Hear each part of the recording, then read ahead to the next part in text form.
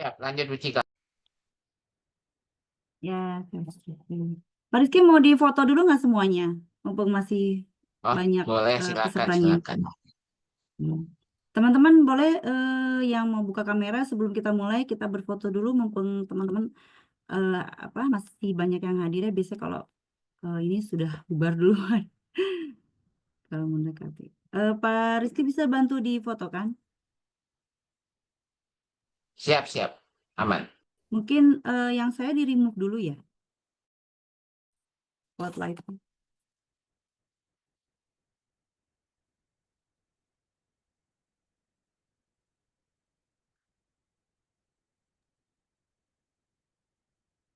3, 2, 1.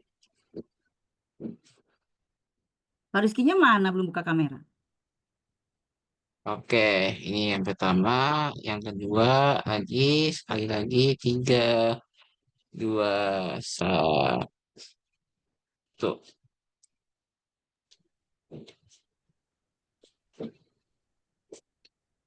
Oke, sekali lagi. Enak. Putih Oke, pulang, 3, salim dulu dong. 2, 1. Jangan.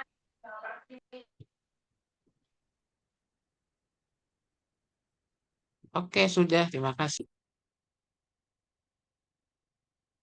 Terima kasih teman-teman semua. Assalamualaikum warahmatullahi wabarakatuh. Apa kabar teman-teman semua? Sehat hari ini? Alhamdulillah sehat. Alhamdulillah. Alhamdulillah ya kita berkumpul lagi di dalam acara cerita keluarga empati kali ini. eh kita bersama menuntut ilmu dan sebelum memulai mari kita memulai dengan basmalah. Bismillahirrahmanirrahim. Oke, teman-teman, seperti kita tahu anak autis itu eh, sangat sangat memiliki banyak tantangan dalam sensorial, dalam motorik, dalam kemandirian ya. Maka dari itu empati ya, tim empati saya dan Pak Amir eh, mengangkat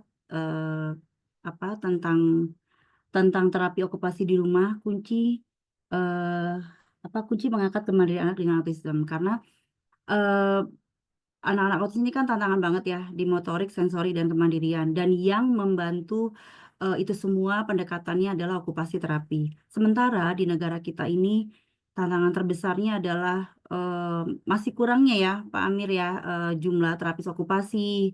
Bahkan Pak Amir kemarin cerita dosennya pun masih minim gitu ya. Lalu letak geografis negara kita juga yang tampaknya eh, menjadi salah satu hambatan ya. Jadi banyak orang-orang yang di beberapa daerah yang sulit menjangkau ke center-center yang memadai gitu ya. Bahkan ada yang harus 6 jam menempuh 6 jam dari rumah. Nah, di sini kita mencari solusi bagaimana supaya anak-anak tetap dapat diberikan stimulasi. Maka kita mengundang Pak Amir untuk bisa mungkin memberikan pandangannya, tipsnya gitu ya, arahannya untuk bagaimana sih anak-anak bisa kita tetap stimulasi di rumah gitu ya.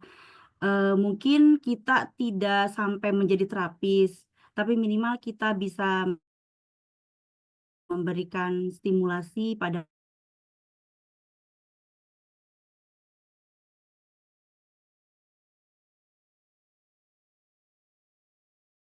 anak, kita paham ilmunya, kita semua bahagialah, anak-anaknya bahagia, ibunya bahagia karena paham ilmunya gitu.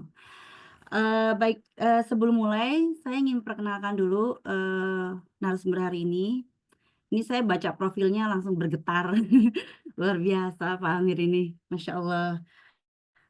Beliau ini adalah profesional okupasi terapis, lulusan dari, saya kenalkan dulu ya. Beliau, nama lengkap beliau adalah Bapak Amiruddin Supartono. Pak, betul Pak spelling saya Pak? Oke. Beliau menempuh pendidikan okupasional terapi dari Solo ya Pak ya, dari Poli Kesehatan Solo ya. Lalu S2 beliau Master in Human Capital Management. Betul ya Pak ya? Oke. Jabatan beliau saat ini adalah professional occupation therapist, juga dosen juga, konsultan OT dan tumbuh kembang juga, dan segudang jabatan lainnya. Yang mungkin kalau saya bacain nanti lama ya Pak, sampai akhir nih. Lalu beliau instansi kerja beliau adalah sebagai Kolegium Okupasi Terapi Indonesia, Wakil Ketua, RSI Center Konsultan, SLC Indonesia CEO juga, beliau CEO, Pena Ilmu Foundation, Konsil Tenaga Kesehatan Indonesia, Universitas Prof. Hamka Jakarta sebagai dosen, dan di Samsung Farm Indonesia sebagai komisioner. Ya Pak ya? Oke. Pengalaman organisasi beliau adalah Ketua Dewan Penasehat DPD IOTI DKI Jakarta, Wakil Ketua DPC IOTI Jakarta Selatan, dan banyak lagi ya, salah satunya Wakil Ketua Kolegium OT Indonesia. Masya Allah Pak, ini banyak sekali teman-teman. Saya hanya sebutkan beberapa saja yang berkaitan dengan okupasi terapi. Oke, tanpa banyak ini lagi penjelasan lagi, saya ingin menyampaikan juga bahwa empati selalu berkomitmen dalam mendukung keluarga empati dalam gerakan Be Kind, Be Strong. Teman-teman, sebelum memulai, saya ingin menginformasikan untuk pertanyaan nanti bisa dicatat di kolom chat ya, dan sebisa mungkin agar efektif pertanyaan tidak jauh dari materi yang nanti diberikan. Apabila ada pertanyaan yang ingin dibacakan atau mungkin nanti pengen konsul sama Pak Amir, bisa melalui DM melalui IG beliau. Nanti ditulis di chat sama tim empati IG-nya Pak Amir apa. Nanti boleh ya Pak Amir, boleh ya.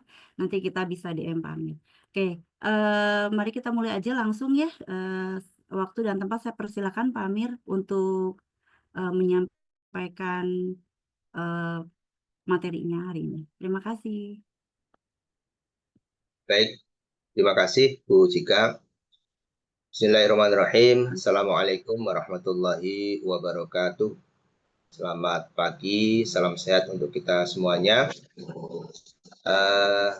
Perkenalkan, saya Amiruddin Supartono, tadi sudah disampaikan oleh Bu Jika.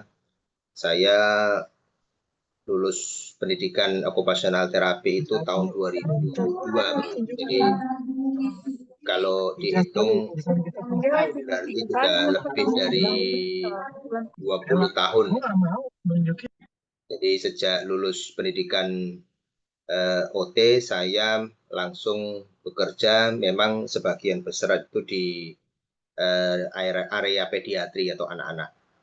Nah, pada kesempatan ini nanti kita saling sharing aja Bapak Ibu. Jadi barangkali nanti juga ada yang mau sharing, silahkan. Ini nanti saya akan menyampaikan informasi, sharing informasi terkait tema atau topik kita pada kesempatan ini, yaitu tentang menerapkan okupasional terapi di rumah.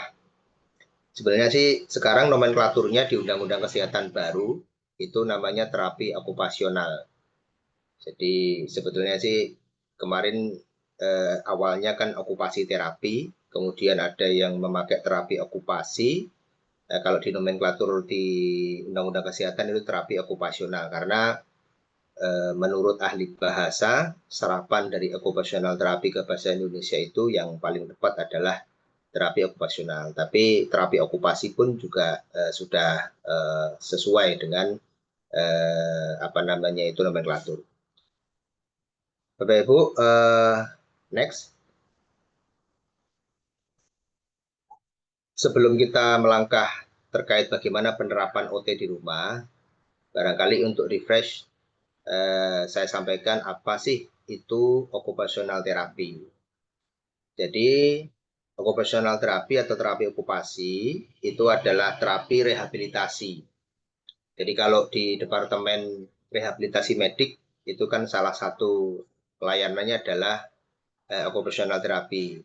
Selain di situ ada fisioterapi, kemudian terapi bicara dan lain-lain. Nah, ini salah satunya adalah terapi okupasi atau occupational therapy.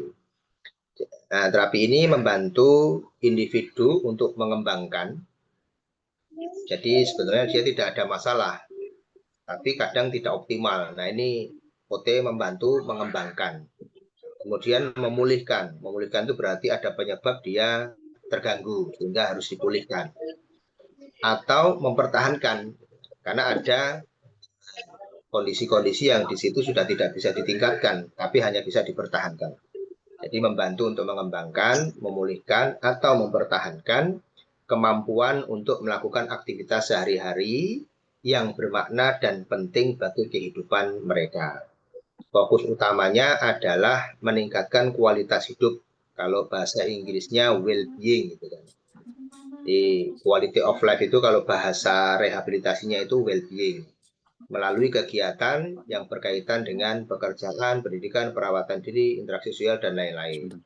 Jadi area okupasional atau area yang nanti menjadi domain secara umum ya untuk occupational therapy adalah productivity, activity of daily living, dan juga leisure. Jadi 3 area ini area utama yang menjadi domain untuk penanganan oleh occupational therapy.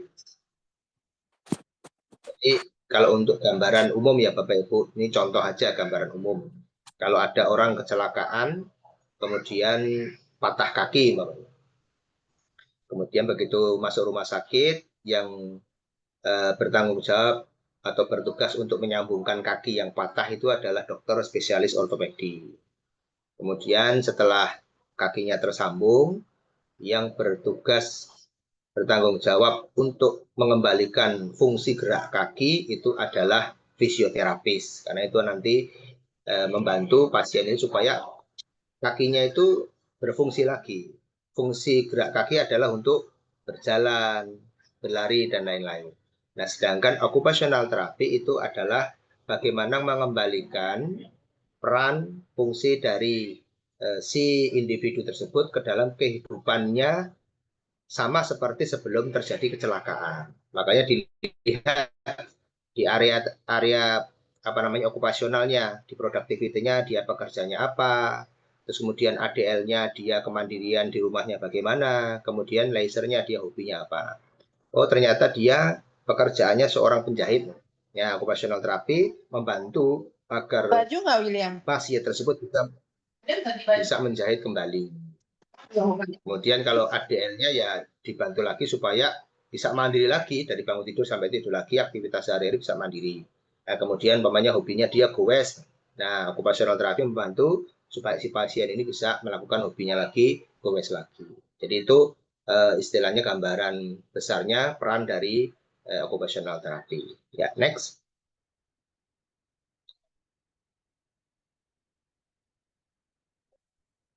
Nah, karena kita hari ini spesifik berbicara terkait dengan penerapan OT di rumah untuk membantu kemandirian anak autism ya. Nah, ini kita kalau bicara terkait anak-anak, kita coba lihat kembali terkait piramida perkembangan ya. Jadi Bapak Ibu barangkali sudah sering ya mendapatkan informasi terkait ini, tapi ini memang menjadi acuan supaya kita bisa melihat garis besarnya dalam memberikan program terapi untuk anak-anak kita itu seperti apa. Supaya apa? Supaya itu nanti terstruktur, kemudian juga sistematis, kemudian juga bisa urutnya, kemudian juga nanti kematangannya itu bisa betul-betul matang. Karena kadang-kadang kita loncat-loncat gitu. Nah, di sini kita lihat dari bawah yang merupakan pondasinya itu adalah sistem sensori. Sistem sensori kalau orang awam itu tahunya panca indera gitu kan. Nah, di sini ada ternyata sistem sensori itu tidak hanya panca indera, ada yang namanya sistem sensori yang tidak terlihat atau hidden senses gitu kan. Nah, contohnya proprioceptif, kemudian vestibular gitu kan. Ada lagi satu yang baru itu interoception gitu. Nah, kalau sensori ini tidak matang, pondasinya ini tidak matang atau tidak kuat, itu nanti akan mempengaruhi bangunan-bangunan di atasnya, Bapak Ibu. Jadi ibaratnya rumah itu sistem sensori itu merupakan pondasi agar bangunan itu kokoh gitu. Nanti kalau sistem sensorinya ini belum matang, tidak kokoh, nanti akan mempengaruhi sistem di atasnya. Yang di atasnya itu adalah sistem sensori motor. Jadi integrasi antara sistem sensori dan basic motorik gitu kan. Nah, di situ ada beberapa hal ya di dalam sensori motor seperti mengenali bagian tubuh, kemudian maturitas refleks, kemampuan perencanaan gerak. Nah, perencanaan gerak ini salah satu aspek yang krusial ya dalam fase sensori motor.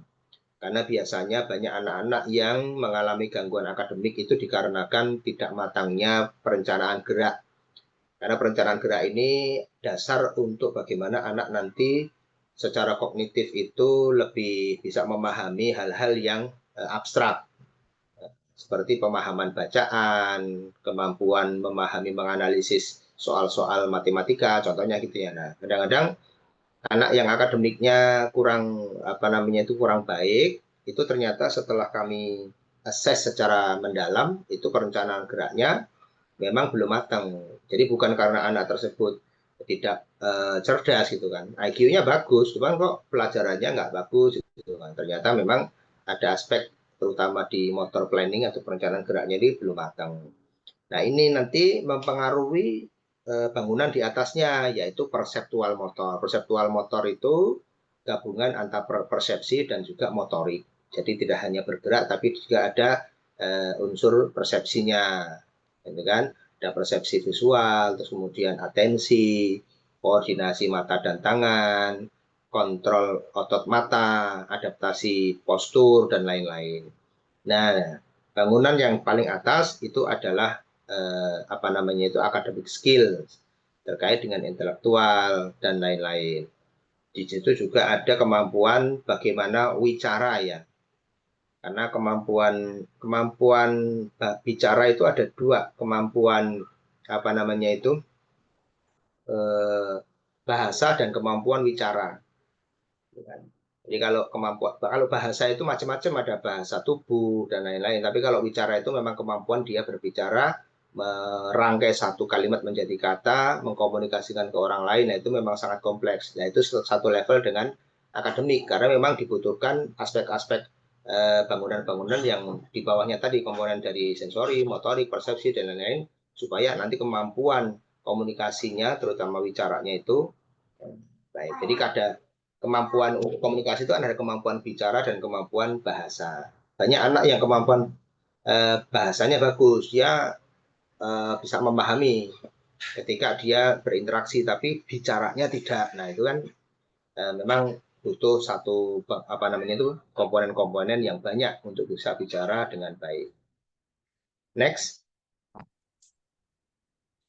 Nah, Bapak Ibu yang perlu diperhatikan sebelum kita memberikan program latihan terapi di rumah untuk membantu anak-anak kita agar bisa mandiri, khususnya memberikan program terapi okupasi, itu ada hal-hal penting yang perlu diperhatikan. Karena kalau ini tidak diperhatikan, itu nanti biasanya tidak efektif dan nanti justru itu bisa ada dampak-dampak lain ya, seperti umpamanya anak itu nanti overstimulated, understimulated. Karena kalau understimulated berarti tidak sesuai kebutuhan. Harusnya dia kebutuhannya berapa, kok kurang gitu, tidak sesuai. Itu namanya understimulated. Ya, akhirnya tidak ada dampaknya. Atau overstimulated. Kalau overstimulated berarti kalau ibarat obat itu overdosis, malah justru memperparah kondisi dari anak tersebut. Jadi makanya kita harus juga coba memperhatikan hal-hal yang itu penting, yang nanti kita coba urai satu persatu. Ya, next. Nah, yang pertama Bapak Ibu yang perlu diperhatikan adalah pendekatan yang sesuai dengan usia dan tahap perkembangan. Jadi kalau Bapak Ibu lihat, biasanya kan ada itu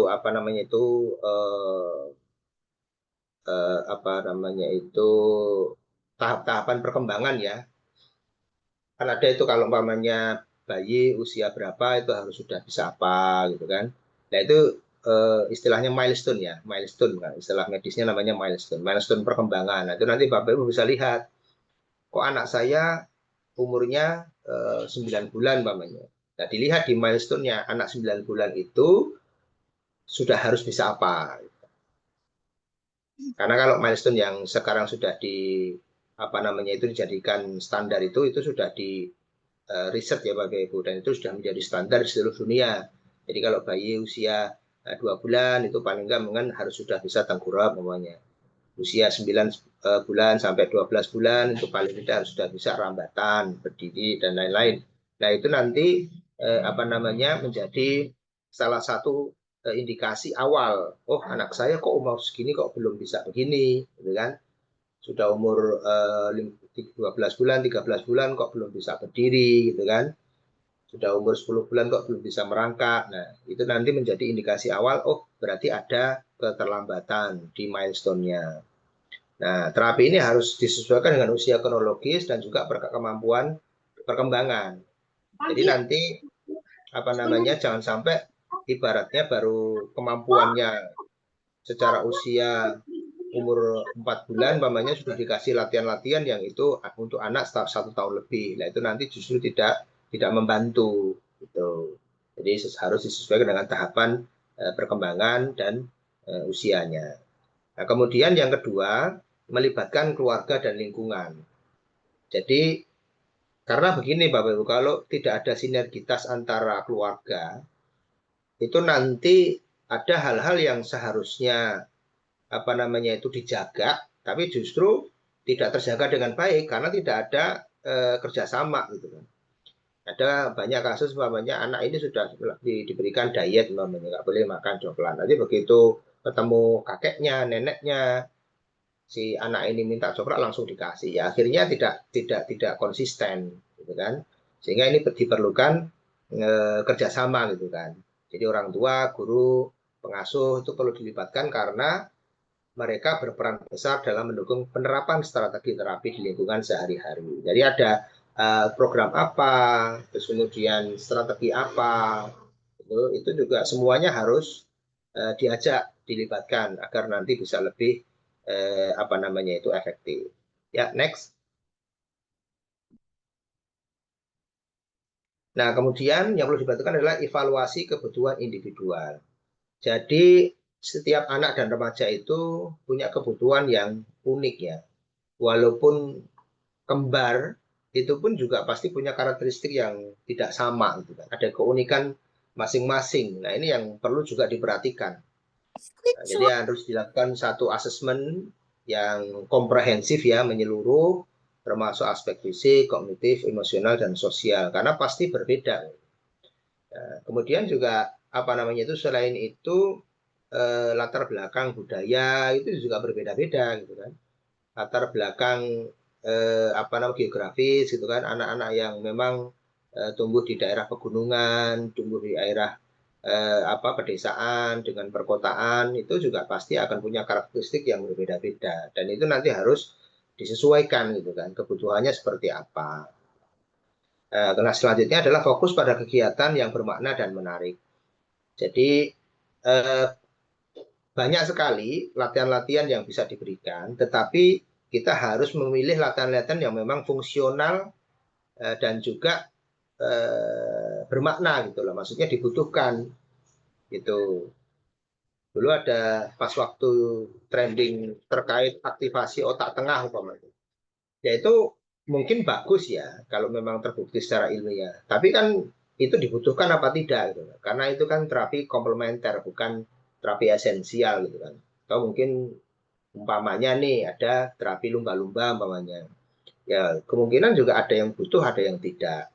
Jadi harus dilihat nih apakah ini memang bermakna untuk anak kita dan juga menarik apa tidak. Karena kalau dia tidak berminat di situ, dia tidak punya interest di situ, itu kadang-kadang jadi undermotivated gitu kan, nggak suka gitu kan. Makanya untuk menjaga arousal-nya itu atau keinginan dia untuk bisa terus melakukan latihan itu juga harus dipilih latihan-latihan yang menarik, program-program yang menarik. Apalagi remaja, Bapak Ibu. Remaja itu untuk latihan-latihan itu kadang-kadang tantangannya adalah dia sudah mau aja udah bagus gitu kan. Apalagi nanti harus dijaga, itu harus konsisten. Karena kan latihan itu kalau nggak konsisten ya nanti hasilnya juga tidak akan optimal gitu. Next.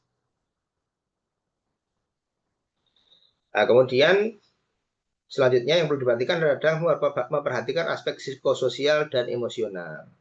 Ya, khususnya remaja ini, apalagi saat mungkin puber gitu kan, itu sering mengalami perubahan emosional yang signifikan. Nah, terapi perlu sensitif terhadap kondisi ini dan memberikan ruang untuk ekspresi diri. Nah, ini tantangannya juga di situ, apalagi di remaja ya Bapak sekalian. Ya, remaja itu cenderung kita nyuruhnya apa, dia melakukannya apa kan gitu kan. Dia sering remaja itu ketika sama orang tua terutama dia opposite gitu loh. Jadi orang tuanya nyuruhnya ke depan, dia ke belakang. Kayak gitu-gitu. Nyuruhnya yang A, dia yang B. Jadi memang ini tantangan yang harus juga kita atasi. Nah, kemudian yang perlu diperhatikan adalah penguatan keterampilan hidup, life skill. Jadi yang dibutuhkan paling dasar untuk dia bisa menjalankan kehidupan sehari-hari ya life skill gitu kan, keterampilan hidup. Nah, jadi bagaimana nih ketika dia dari bangun tidur sampai nanti tidur lagi, itu pertama dia bisa independen, mandiri. Kemudian kebutuhannya apa ini supaya dia bisa menjalankan hidup, namanya dia produktivitinya masih sekolah gitu kan. Jadi dah sekolahnya bagaimana, apakah dia naik angkutan umum, apakah memang diantar atau bagaimana gitu kan. Nah, itu juga perlu dilatih. Kemudian dia nanti habis itu apa kegiatannya, les apa yang lain. Selain itu juga kehidupan-kehidupan sehari-hari seperti mengelola waktu, merawat diri, bersosialisasi, problem solving, itu juga apa namanya itu diajarkan sedini mungkin sesuai dengan kebutuhan ya, sesuai dengan level dan kebutuhan anaknya. Sehingga nanti untuk life skill-nya itu ini semakin dia tumbuh dewasa juga akhirnya juga semakin bisa apa namanya menjalankan kehidupannya dengan baik sesuai dengan kebutuhan dan level kehidupannya. Next. Nah, kemudian Bapak Ibu yang perlu diperhatikan adalah penggunaan pendekatan bermain untuk anak-anak. Dan kalau anak-anak memang mostly kebanyakan itu memang suka bermain. Nah, bermain ini jangan sampai kemudian didominasi bermain dengan gadget. Kemarin emang Jadi itu anak-anak itu perlu belajar belajar paling baik itu melalui bermain. Ya, karena memang ya tadi produktivitasnya anak itu ya bermain. Nah, terapi sebaiknya menggunakan teknik bermain yang terstruktur dan memiliki tujuan terapi. Jadi orang tua nanti bisa konsultasi dengan terapisnya mendesain satu aktivitas bermain tetapi punya efek terapeutik gitu kan. Ada tujuan yang memang nanti membantu untuk mematangkan aspek-aspek tumbuh kembangnya. Jadi ada dampak terapeutiknya. Kemudian yang kedelapan, ini yang tidak kalah penting yang harus diperhatikan adalah konsistensi dan rutinitas.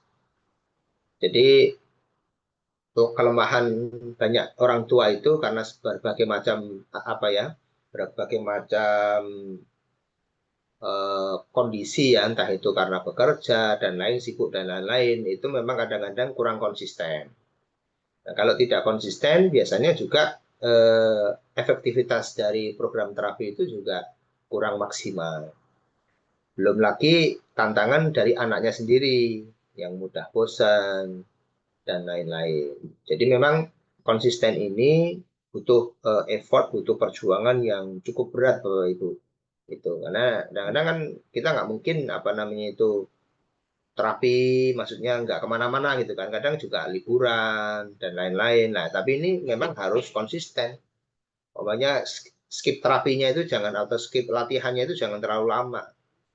Karena otak itu kalau terlalu lama apa namanya itu vakum istilahnya nggak ada program yang diberikan nanti lupa gitu kan. Nanti lupa. Jadi memorinya itu nanti lama-lama luntur di otaknya sehingga kemampuan-kemampuan yang sebelumnya sudah bagus karena lama tidak latihan akhirnya jadi berkurang gitu. Ya, next. Nah, kemudian kolaborasi lintas disiplin dan orang tua. Jadi untuk agar program latihan, program terapi itu bisa berhasil, itu dibutuhkan multidisiplin. Dibutuhkan kerjasama dari berbagai pihak gitu kan. Tidak bisa namanya cuma dokter aja, terapis saja, psikolog saja, itu nggak bisa, atau guru saja, atau orang tua saja. Memang perlu itu tadi lintas disiplin dan juga orang tua. Makanya di sekarang konsep pelayanan yang dicanangkan oleh Kementerian Kesehatan itu ya intercollaboration. Jadi tidak bisa diselesaikan sendiri. Satu pasien itu memang harus ditangani oleh berbagai macam profesi. Makanya harus ada kolaborasi antara berbagai macam disiplin ilmu dan juga antar profesi. Kemudian selanjutnya adalah pemantauan dan evaluasi berkelanjutan. Jadi kemajuan itu harus dipantau secara teratur untuk menyesuaikan tujuan dan strategi terapi sesuai kebutuhan yang berkembang. Jadi harus ada evaluasi secara teratur periodik gitu ya. Karena apa? Karena untuk dilakukan evaluasi, baik itu nanti evaluasi dari eksternal maupun internal. Internal itu anaknya sendiri. Bagaimana nih selama menjalani terapi gitu kan? Apakah ada aspek-aspek yang memang perlu disesuaikan gitu kan? Termasuk juga kemudian kalau eksternal termasuk namanya metode-metode terapinya.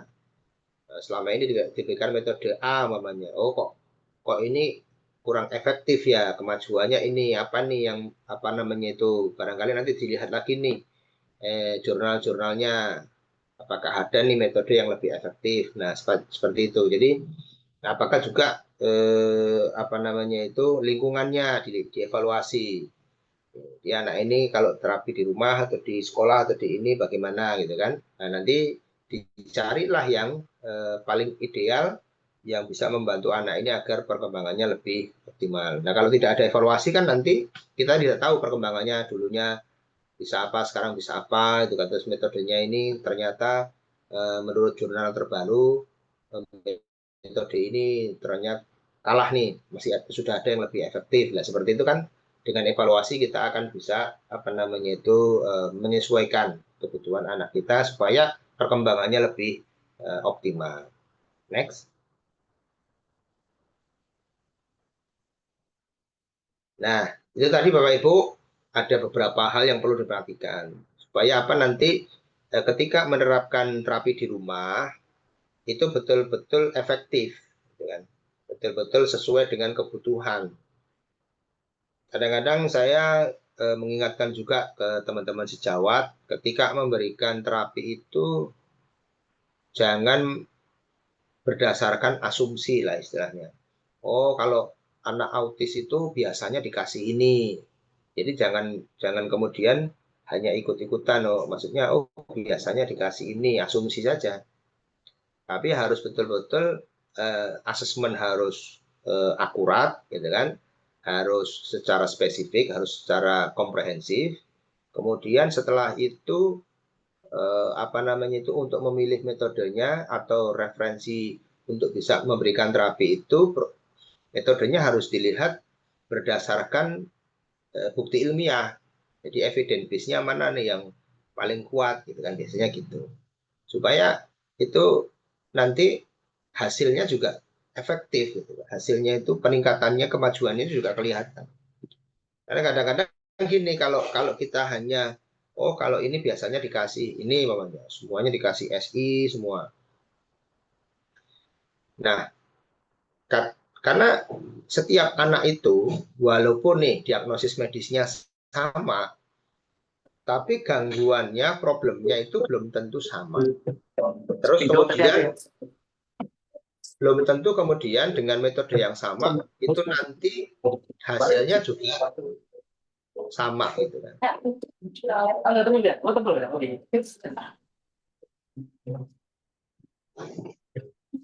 Sebentar Pak.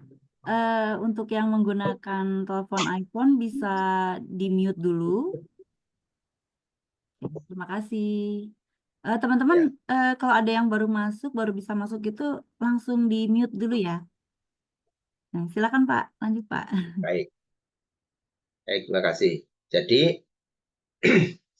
penting sekali untuk kemudian kita apa namanya itu sebelum memberikan program terapi itu mempertimbangkan semua aspek. Nah, kadang-kadang gini, walaupun sama-sama anak autis gitu kan, tapi belum tentu problemnya itu sama, mamanya belum tentu semua anak autis itu punya problem sensori. Gitu. Contohnya ini. Sehingga kemudian kalau kita hanya biasanya kalau anak autis itu ya dikasih metode sensory integration, Bang. Padahal tidak semua anak autis itu punya kebutuhan atau punya gangguan di sensorinya. Sehingga ketika kemudian dia tidak punya gangguan sensori kok dikasih sensori integrasi ya akhirnya nggak efektif, nggak ada pengaruhnya gitu. Nah itulah pentingnya bagaimana kita memperhatikan dulu nih semua aspek agar ketika nanti kita menyusun atau memberikan program latihan, program terapi itu betul-betul efektif sesuai kebutuhan. Jadi kuncinya adalah kebutuhan dari anak gitu. Jadi makanya ketika menggunakan metode itu harus kita perhatikan asesmennya bagaimana. Terus kemudian selain itu memilih metode yang pas itu harus berdasarkan evidence base gitu kan, berdasarkan bukti terkuatnya. Kadang-kadang jangan sampai ada juga yang memilih metodenya itu justru ada kan satu anak programnya itu metodenya berbagai macam, ada lebih dari satu metode. Tapi tidak diperhatikan apakah metode ini nanti kontradiktif gitu loh. Karena terapi itu ada yang bottom up, ada yang apa namanya top down. Nah, itu kalau ada satu metode terapinya itu ternyata top down dengan yang satunya itu bottom up kan berarti kan kontradiktif. Nah, seperti itu kalau itu dari aspek terapisnya. Dari aspek anaknya juga begitu. Anak itu walaupun umurnya sama, gitu kan, terus kemudian diagnosisnya sama, itu kebutuhannya juga tidak sama, kemampuannya juga tidak sama. Nah, nah ini beberapa tips ya nanti bisa dilakukan di rumah. Tetapi ini sekali lagi ini secara general, secara umum. Karena nanti kalau Bapak Ibu ingin lebih spesifik terkait dengan kondisi anaknya, nah itu harus disesuaikan ya dengan kebutuhan atau profil dari anaknya masing-masing. Kembali tadi yang nomor satu dulu. Yang pertama adalah ciptakan rutinitas harian yang konsisten. Nah, anak-anak dengan apa namanya itu penyandang autisme itu memang akan sangat efektif kalau kita menyusun rutinitas. Jadi membuat jadwal harian terstruktur, mulai dari bangun tidur, makan, bermain, belajar, istirahat itu sudah ada apa namanya itu jadwalnya. Nah, itu anak akan merasa lebih aman dan bisa belajar keterampilan mandiri dengan lebih baik. Karena anak-anak penyandang autisme itu suka dengan keteraturan, suka dengan hal yang ibaratnya itu apa tertib gitu ya, disiplin gitu. Sebenarnya mereka senang, tetapi harus dijadwalkan, harus ada kesepakatan gitu kan antara orang tua dengan anak. Ya nanti untuk menjaga rutinitasnya itu jadi lebih gampang. Kemudian yang kedua, gunakan aktivitas sehari-hari sebagai terapi.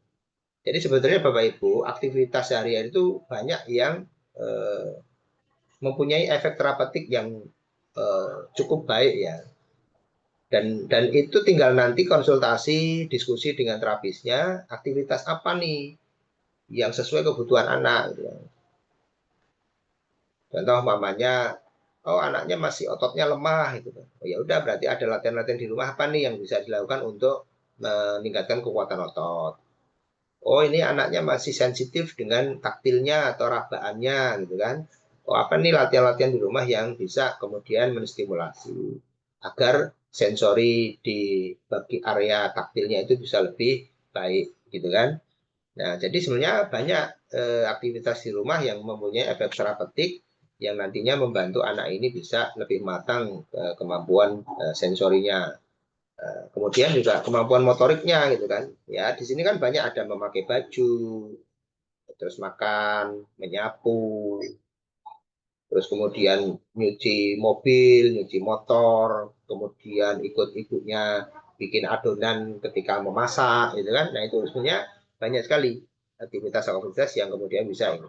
Cuman memang kenapa harus konsultasi ke profesional, ke terapis?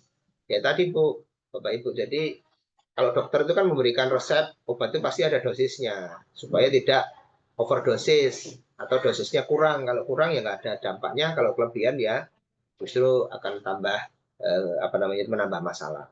Ya, next. Nah kalau untuk sensorik itu sebetulnya anak itu butuh banyak stimulasi. Makanya kalau bisa ya sering bermain di berbagai lingkungan gitu kan, atau bermain permainan-permainan yang memang di situ banyak memberikan efek stimulasi sensorik gitu kan. Ya bermain pasir, bermain air, terus kemudian ya itu masak, adonan gitu dan lain-lain. Terus kemudian beras yang ada warna gitu kan, dan juga permainan-permainan eksplorasi sensorik lah. Makanya kalau anak yang kebutuhan untuk stimulasi sensoriknya masih perlu banyak itu, yang penting ya diberikan stimulasi dengan bermain yang memang disetting itu nanti banyak input-input sensori yang bisa didapat. Kemudian fasilitasi kemandirian secara bertahap. Jadi anak-anak mulai dilatih itu pelan-pelan sedini mungkin agar kegiatan sehari-hari di rumah itu bisa lebih mandiri. Jadi mulai momennya mandi sendiri. Ya pelan-pelan tahapannya, diawali ya dimandiin, nanti dikurangi nih. Ya udah ibu yang guyur badannya, kamu yang pakai sabunnya. Nanti lama-lama guyur sendiri. Nanti lama-lama cuman diawasi, nanti lama-lama bisa mandi. Jadi pelan-pelan Bapak Ibu. Kemudian mamanya pakai baju. Udah kamu sekarang masukin aja lengannya dulu nih, kanan, kiri gitu kan. Kalau ngancingnya belum bisa, diajarin ngancingnya dulu. Nanti kalau sudah, ya udah, kalau ngancingnya masih lama, udah nih kamu ngancingin yang pertama, nanti ibu melanjutin yang lainnya, nanti pelan-pelan. Jadi ada tahapan-tahapan kemandirian yang bisa diterapkan di rumah pelan-pelan, dan itu nanti ketika sudah bisa melakukan sendiri, tantangannya ya konsistensi tadi, dan juga nanti kalau bisa ya itu tadi dibuat satu kesepakatan atau jadwal rutinitas ya, supaya nanti akhirnya sudah terbiasa melakukan sendiri. Seperti merapikan tempat tidur itu kan kadang kalau nggak diingatkan ya ini itu lupa gitu kan, atau langsung begitu bangun langsung pergi gitu saja. Jadi prinsip scaffolding, nah ini ada scaffolding itu dimulai di titik mana anak itu yang sudah bisa. Ya kayak tadi pamannya dia pakai baju bisanya baru yang masukin lengan, ya sudah dari situ masukin lengan gitu kan. Nanti ngancingin baju dia masih susah, ya udah dibantu dulu. Nanti kalau sudah mulai agak bisa, tapi kok masih lama nih ngancinginnya, ya udah kamu kancingin satu dulu deh, nanti yang lain ibu. Nah kayak gitu-gitu nanti itu namanya scaffolding, dimulai dari stepnya itu dimulai dari titik mana anak itu sudah bisa melakukan sendiri. Next. Kemudian latihan keterampilan motorik halus. Nah, motorik halus itu sebetulnya dimulai dari hal-hal yang pre-writing ya, bukan langsung ke menulis. Jadi motorik halus itu tidak melulu langsung menulis ya Bapak Ibu. Ada latihan-latihan pra menulis ya, pre-writing. Ya seperti meronce, kemudian mencoret-coret, mewarnai, menempel stiker, menggunting. Nah, itu itu kemampuan-kemampuan yang nanti akan menunjang untuk anak itu bisa menulis dengan baik. Gitu. Tapi ini juga tantangan Bapak Ibu, karena sekarang ini anak-anak sudah jarang yang dilatih menulis. Banyak sekolah-sekolah yang di sekolah itu malah sekarang pakai laptop, gitu, pakai komputer. Padahal dulu kalau zaman-zaman yang sekolah zaman dulu itu kan ada pelajaran menulis halus. Padahal itu sangat bagus untuk latihan kontrol gerakan, untuk latihan koordinasi mata dengan tangan, sebenarnya sangat bagus. Nah, nanti di rumah Bapak Ibu Justru latihan-latihan seperti itu sangat sangat bagus untuk bisa mematangkan kemampuan motorik halusnya. Karena apa namanya, di dalam kehidupan sehari-hari kemampuan motorik halus juga masih banyak sering dibutuhkan gitu. Jangan sampai kemudian itu anak-anak kita tidak mampu melakukannya. Kemudian bisa menggunakan permainan edukatif yang menarik. Ibu, bapak bisa kemudian belilah, cari googling mainan-mainan edukatif untuk melatih koordinasi mata tangan, mainan-mainan edukatif untuk melatih motor planning atau perencanaan gerak. Itu biasanya nanti ada. Nah, itu akan lebih apa namanya, itu mungkin akan lebih menyenangkan untuk anak karena bentuknya permainan gitu kan, daripada apa hal-hal yang biasa. Kalau permainan gitu kan anak-anak biasanya lebih tertarik. Ya, next. Nah, ini juga lumayan, walaupun sebetulnya sederhana, tapi ini memang cukup penting. Sediakan area khusus untuk terapi atau belajar. Karena kadang-kadang kalau kita tidak, karena anak-anak autism itu, anak penyandang autism itu, dia punya apa ya, punya preferensi lah. Oh, kalau di sini tuh aku tempatnya belajar gitu. Sehingga begitu masuk ke ruangan itu, secara psikologis ya siap untuk belajar. Berarti aku kalau masuk ke sini, ini area belajarku gitu. Tapi kalau apa-apa semuanya di satu tempat nanti rancu gitu. Dan dia mamanya ya udah di depan TV aja, di ruang tamu mamanya nih. Di situ juga tempat nonton TV, tempat makan, tempat ini gitu. Tapi kalau nanti dibedakan nih antara tempat belajar dengan yang lain, itu biasanya akan lebih apa namanya itu efektif dan menjaga fokusnya gitu kan, menjaga konsentrasinya. Kemudian yang 8, nah ini apa namanya itu aspek psikologis ya, memberikan pujian dan juga penguatan positif. Jadi sekecil apapun kemajuan memang harus diberikan kredit point lah istilahnya. Berikan kredit, dipuji, positif reinforcement. Jadi gini, ada kalau anak-anak yang usia-usia SD gitu barangkali ada reward and punishment ya. Itu kalau di teori perilakunya kan begitu. Tapi kalau untuk anak-anak remaja itu akan lebih efektif ya, positif reinforcement. Sebenarnya tidak perlu hadiah karena nanti kalau kita ngasih hadiah terus kan lama-lama juga tekor begitu ya. Ya minimal pujian, positif reinforcement, atau apa nah, kalau dia ada kesalahan, kalau untuk anak remaja ya ada namanya logical consequences gitu kan, konsekuensi logis. Jadi memang pendekatannya agak berbeda antara untuk anak-anak usia-usia SD dengan anak-anak remaja SMP ke atas. Itu pendekatan perilakunya itu berbeda. Next. Nah, ini juga bagi Bapak Ibu, kalau ingin nanti apa namanya itu terlihat ya perkembangannya mulai dari anak awalnya seperti apa, terus kemudian setelah proses itu hasilnya bagaimana, itu harus ada catatan perkembangannya lah, catatan perkembangan. Selain itu juga untuk memonitor perilaku, gitu, perilakunya anak, apa yang disuka, area mana yang sulit, kemudian di situ akan terlihat kemajuannya seperti apa. Sama seperti umpamanya kita ingin mapping untuk latihan anak ini toileting umpamanya, toilet training lah. Caranya ya Bapak Ibu harus mencatat dulu, dilihat, dicatat nih tiap hari dia sering ngompolnya atau pipisnya itu jam berapa. Nah itu nanti selama 2 minggu akan kelihatan polanya. Oh dia kalau pipis itu pagi, range-nya antara jam 7 sampai jam 9 umpamanya. Oh, terus kemudian nanti lama-lama kan mengerucut tuh.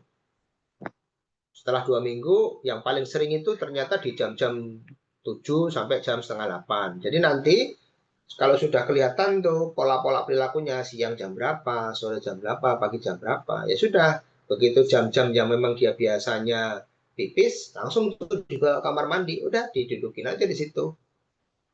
nanti PSBB. Nah, nanti akan kalau itu terus dilakukan setiap hari akan menjadi pola kebiasaan. Oh, yaudah aku kalau sudah jam segini aku harus kamar mandi, waktunya pipis, namanya gitu. Nah, nanti lama-lama kan dia juga kalau secara kognitif sudah mulai lebih matang, dia sudah bisa apa namanya itu menyimpulkan kalau aku terasa mau pipis, aku harus ke kamar mandi. Jadi memang itu salah satu bagaimana kita perlunya mapping ya, mencatat setiap apa yang terjadi pada anak-anak kita.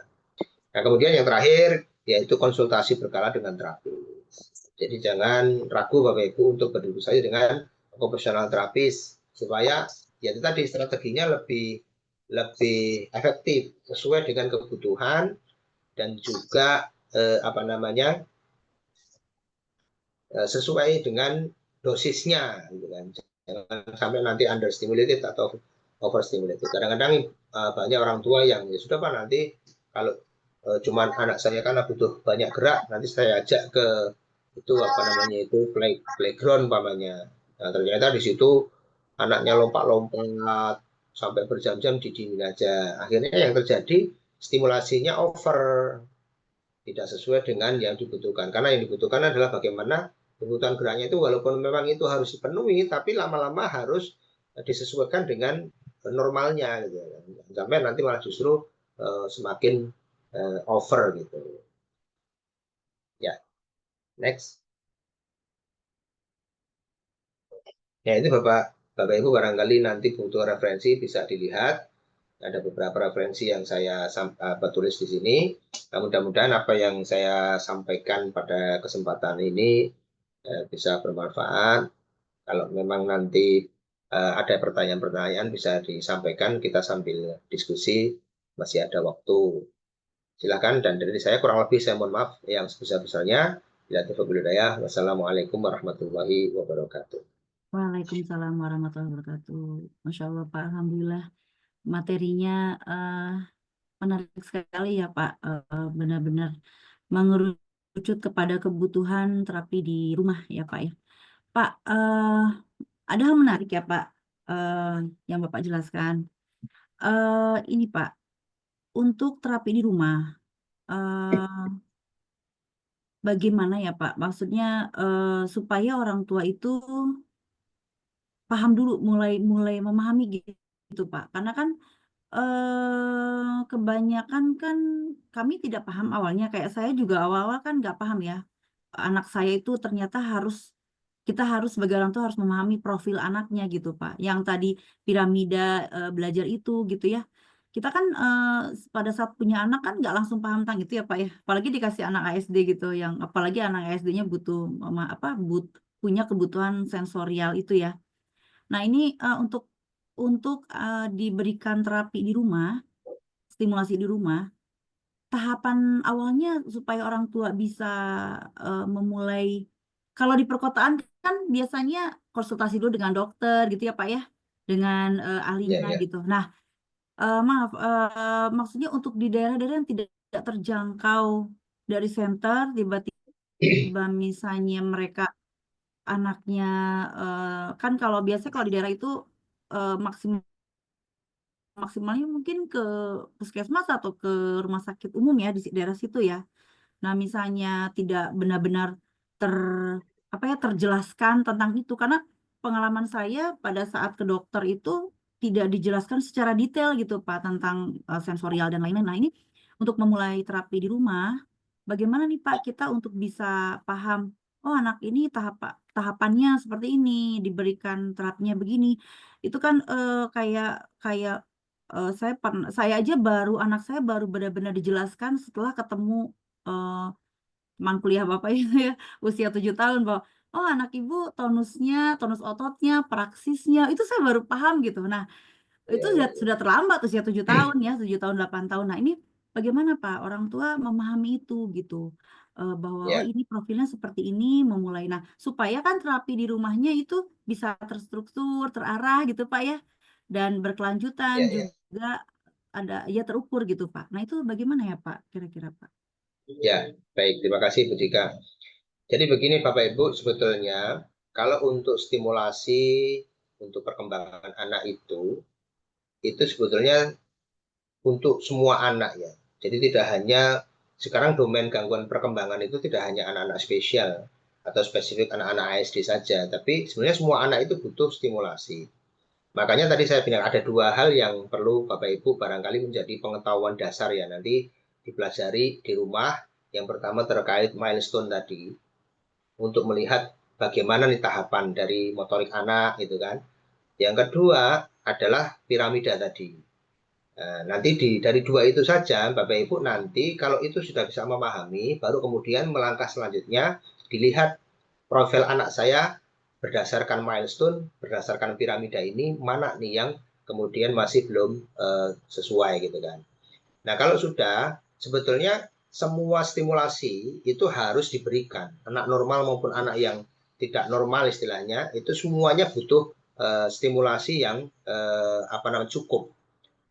Nah, berdasarkan piramida tadi, stimulasi itu dimulai dari stimulasi sensorik.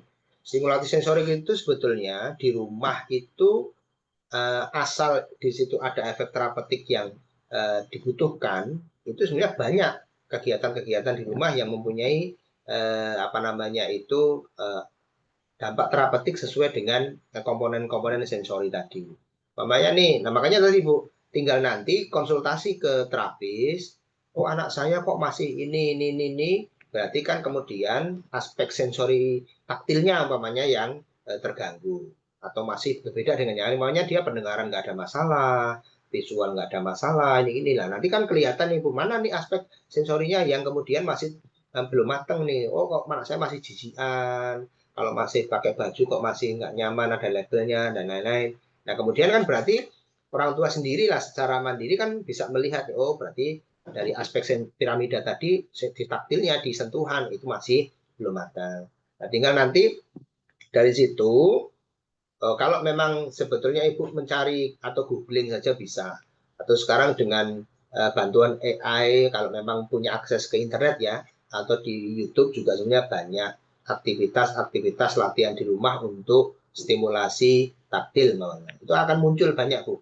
Tetapi kuncinya adalah jangan lepas dari profesional, konsultasi. Nah ini memang penting. Barangkali itu nanti empati juga bisa membantu lah nanti mungkin secara periodik bisa memberikan seperti ini kan nanti kan bisa konsultasi oh anak saya ini gitu kan. Nah itu membantu Bapak Ibu teman-teman yang memang itu di pelosok-pelosok gitu ya Bapak Ibu. Karena memang tantangannya kalau langsung harus ke profesional, tantangannya sekarang memang sangat minim gitu, sangat kurang.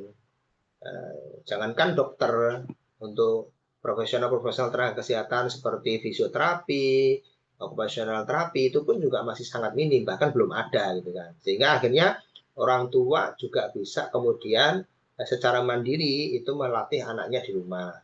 Ya, alhamdulillahnya kan sekarang ini teknologi sudah sangat membantu. Jadi Bapak Ibu bisa punya akses informasi yang asal tadi ada akses internet, itu kan bisa melalui handphone dan lain-lain itu bisa banyak menggali informasi. Terutama tadi Bapak Ibu supaya bisa mengetahui secara basic lah mendasar profil anak saya itu seperti apa, gangguannya sebetulnya apa. Kemudian nanti latihannya apa. Itu sebenarnya banyak bisa ditemukan di media-media yang ada sekarang. Cuman memang harus konsultasinya supaya apa tadi saya sampaikan, supaya itu nanti program latihannya sesuai dengan kebutuhan, kemudian metode-metode yang dilakukan itu juga sesuai dengan hasil riset terkini, dan juga tidak overdosis, istilahnya overstimulated atau understimulated. Itu saja sih yang menjadi kunci. Jadi Bapak Ibu nanti silahkan anak-anaknya dilihat secara milestone-nya seperti apa. Itu yang sangat basic itu. Oh, kok anakku sudah 9 bulan kok belum bisa duduk sendiri umpamanya nih, atau belum bisa merangkak. Berarti kan ada keterlambatan kan begitu. Dari situ kan bisa red flag itu, harus ada istilahnya sudah warning tuh. Kemudian nanti begitu di piramida, terutama di bawahnya nih sensorinya ini, ada nggak yang memang terganggu, mulai dari taktil, vestibular, proprioseptif, visual, auditory, ya panca inderanya lah. Kemudian ada yang hidden senses itu kan cuma dua kan, proprioseptif sama vestibular. Proprioseptif itu terkait dengan gerak, otot dan sendi, apakah anak kita banyak gerak atau kurang gerak, malas bergerak, gitu kan. Kemudian vestibular itu kalau awamnya keseimbangan. Sebenarnya kalau vestibular dengan keseimbangan itu agak berbeda. Cuman anak-anak yang gangguan vestibular itu kebanyakan atau mayoritas itu keseimbangannya nggak bagus. Vestibular itu letaknya di telinga bagian dalam nih, inner ear. Tapi kalau keseimbangan kan otak kecil belakang ini. Tapi anak-anak yang gangguan vestibular biasanya itu keseimbangannya enggak.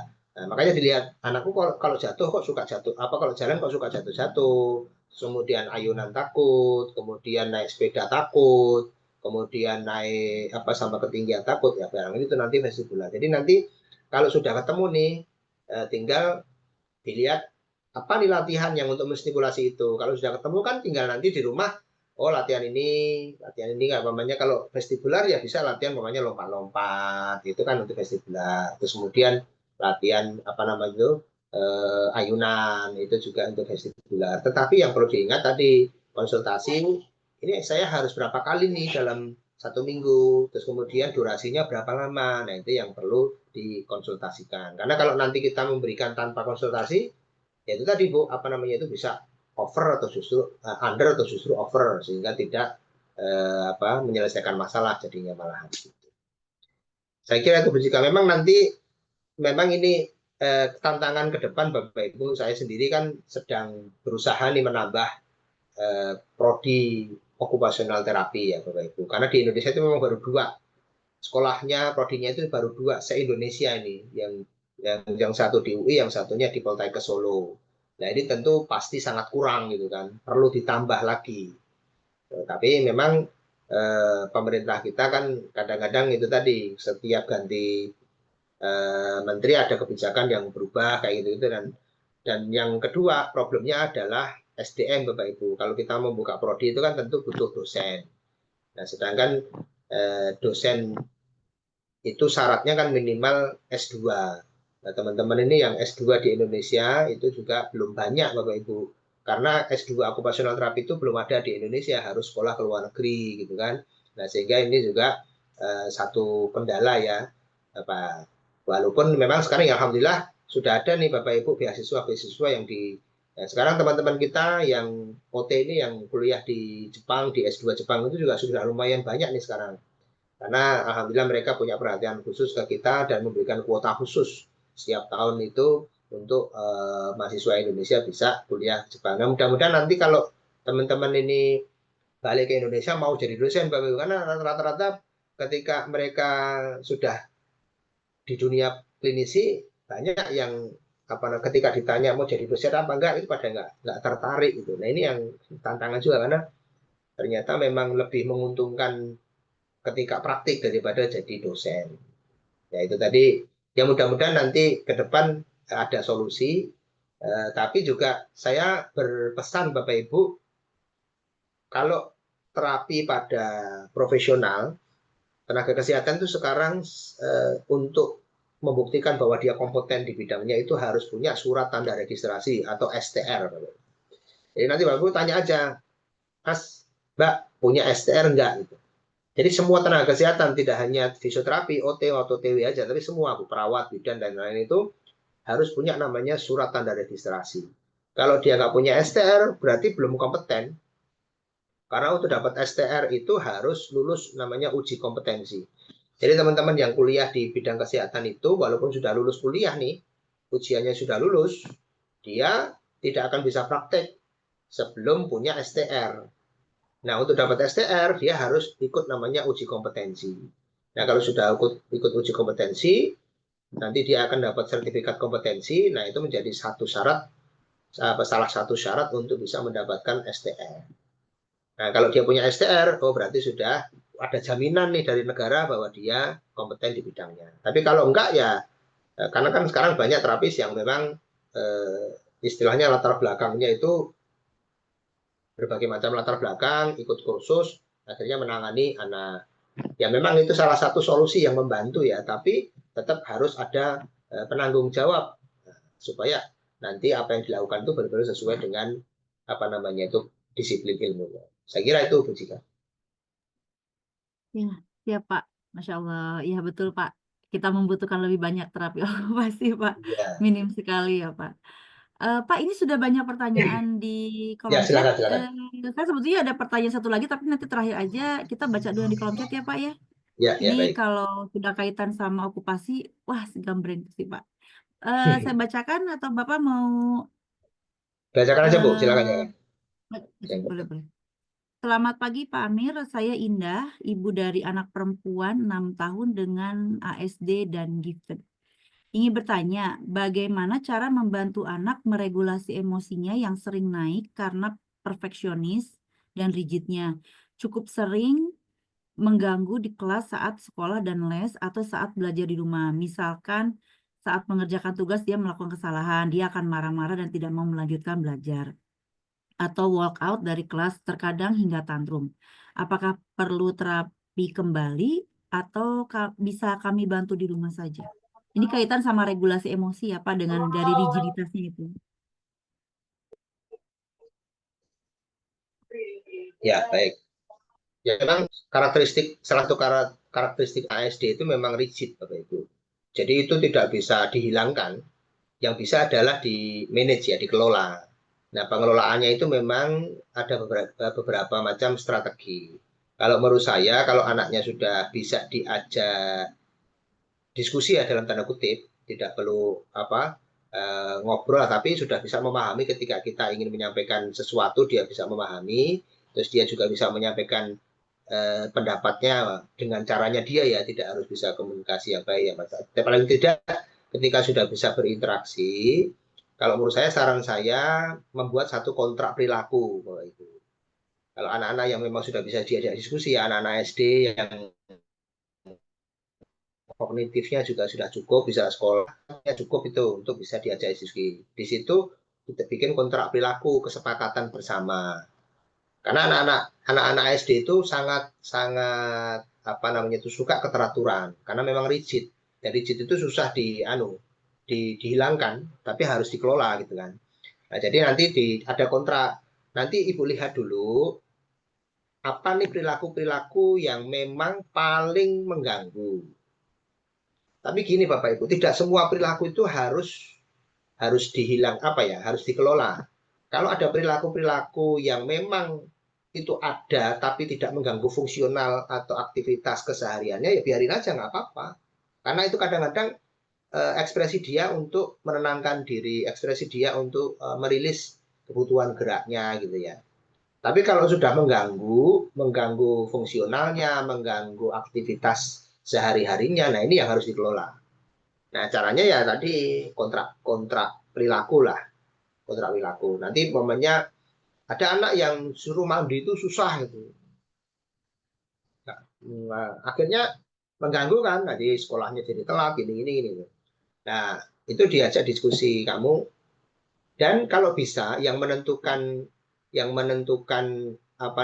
itu kesepakatan itu anak kita, bukan orang tua. Kamu pengen mandinya jam berapa? Kalau dia belum bisa itu menentukan, masih susah, ibu kasih opsi lah. Mau jam segini atau kalau jam ini nggak bisa, ibu gambar aja jam segini, pilih salah satu. Makanya oh ya udah mandinya jam 6. Kalau dia suruh milih sendiri, bukan kita yang menentukan pilih yang mana. Dia milih jam 6, oke, pilih jam 6. Nah, kemudian kalau sudah nanti konsekuensinya apa? Gitu kan? Kalau kamu sudah jam 6 nggak mandi, apa nih konsekuensinya? Dalam tanda kutip hukumannya apa gitu kan? Nah, itu nanti kalau bisa anak-anak sendiri yang menentukan. Ibu kasih opsi aja, apakah nggak boleh main game, umpamanya nih masih ada jadwal main game, atau nggak dikasih makanan yang dia suka, atau nanti weekend nggak jalan-jalan, umpamanya ini kalau ada rutinitas itu, nah, tinggal dia. Jadi konsekuensi itu mengurangi hak yang seharusnya dia dapat, itu sudah konsekuensi gitu. Harusnya dia dapat apa, terus kita tahan, kita kurangin, itu sudah konsekuensi. Nah, tapi itu nanti biar anaknya yang memilih sendiri, bukan orang tua yang menentukan, sehingga nanti akan lebih efektif. Nah, kalau sudah nih regulasinya dia sudah tentukan sendiri, konsekuensinya sudah tentukan sendiri, udah Bu, ibaratnya tanda tangan lah istilahnya. Sepakatan tuh, mama, papa tanda tangan, dia ya sudah tanda tangan sebisanya lah sebagai bukti. Kalau enggak ya cap jempol apa gimana gitu. Nah, kalau sudah tempelin aja di rumah. Nanti begitu waktunya jam 6, dia diminta lihat nih. Ini kan kamu loh yang milih ya. Udah jam berapa ini? Udah jam 6, waktunya apa sekarang? Waktunya mandi. Aku nggak mau. Ya sudah, kalau nggak mau nanti konsekuensinya ini loh ya. Nanti hukumannya ini ya. Nah, nanti kalau dia sudah dapat hukuman kan merasa nggak nyaman. Lama-lama dia akan ya udah, daripada aku nanti dapat hukuman, aku ikut aja nih. Tapi Bapak Ibu yang harus perlu diperhatikan itu bertahap. Jangan terlalu banyak aturan dulu. Nanti dipilih dulu nih mana yang paling mengganggu gitu kan, yang harus diregulasi, harus di manage gitu ya.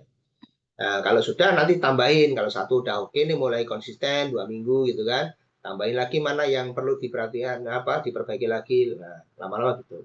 Sama seperti ketika dia mau sekolah, nanti ada nih kontrak perilaku, nanti di sekolah harus gimana. Tapi dia yang milih sendiri. Kita kasih opsi, kalau dia bingung milihnya atau bingung menentukan ya kasih opsi. Kasih pilihan mau gini gitu kan. Pokoknya semuanya kalau bisa berasal dari anaknya. Jadi keputusannya itu yang menentukan dari anak. Supaya apa? Nanti kita tidak diprotes gitu. Nah, ini kan kamu sendiri yang milih, kamu sendiri yang menentukan. Mama cuman itu bantu gitu kan.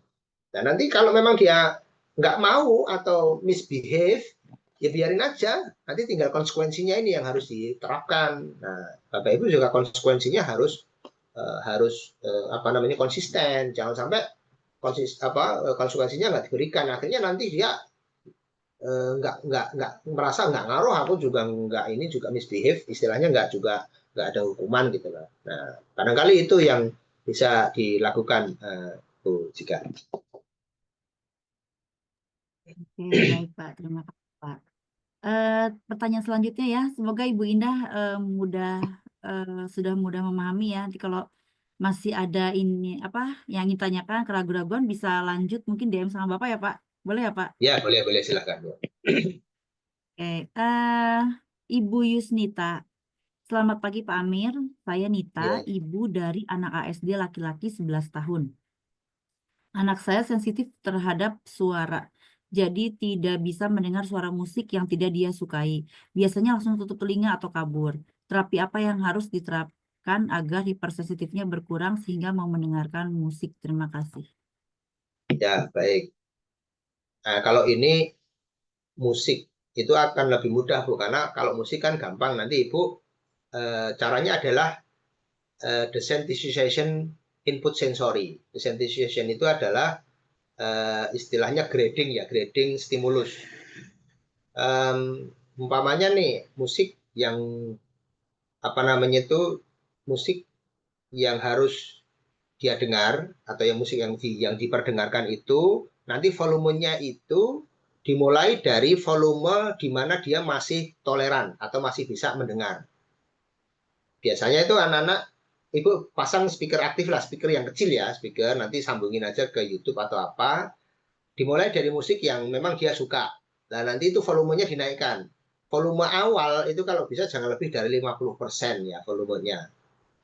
Nah, nanti setelah itu tapi jangan fokus ke musik, Bu. Jadi nanti diperdengarkan itu sambil dia baca buku, atau sambil dia makan, atau sambil apa. Tapi ada aktivitas gitu. Nah, nanti coba aja pertama 50%. Kalau 50% kemudian dia nggak terganggu, naikin lagi. Jadi 50% nanti diperdengarkan sekitar 10 menit atau 5 menit, gitu kan? 5-10 menit. Nanti habis itu naikinnya bisa 5% atau 10%. Pelan-pelan nanti kalau sudah, nanti pada titik tertentu kok dia tutup telinga, oh berarti nanti dicatat, Bu. Dicatat. Kemarin maksimal dia berarti di volume 60 nih, sudah nggak nyaman. Besoknya Ibu mulai dari volume 60%. Tapi itu sambil kegiatan yang lain. 60%. Oh, dia dilihat nih sambil makan atau apa, bertahan berapa menit. Ternyata baru 1 menit sudah nutup telinga. Nah, Ibu catat, hari ini di volume 60% berjalan 1 menit. Jadi jangan dinaikkan dulu. Nah, besoknya atau nanti sorenya gitu kan, makan, nah ini dengerin lagi.